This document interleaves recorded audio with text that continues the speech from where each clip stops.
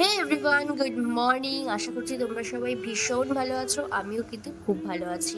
দিনটা ছিল রবিবার। সকাল সকাল ঘুম থেকে উঠে ফ্রেশ হয়েই আমি চলে আসলাম সোজা রান্নাঘরে। আশা করছি তোমরা বুঝতেই পারছো আমার হঠাৎ করে সকাল সকাল রান্নাঘরে আসার নিশ্চয়ই কোনো কারণ আছে। হ্যাঁ, সে তো অবশ্যই।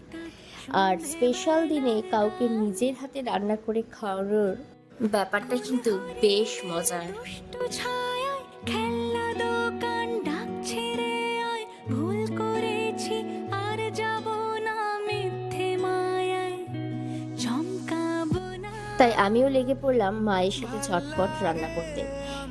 মাঝে মধ্যে কিন্তু রান্না করতে আমার বেশ ভালো লাগে, কিন্তু যেগুলো আমি রান্না করতে পারি তার মধ্যে ছিল ফ্রাইড রাইস, চিলি পনির আর চিংড়ির মালাইকারি। আর বাদবাকি পুরো রান্নাগুলো কিন্তু মা নিজেই করেছে। দেখা হচ্ছে খুব তাড়াতাড়ি নেক্সট শর্টসে। Bye bye.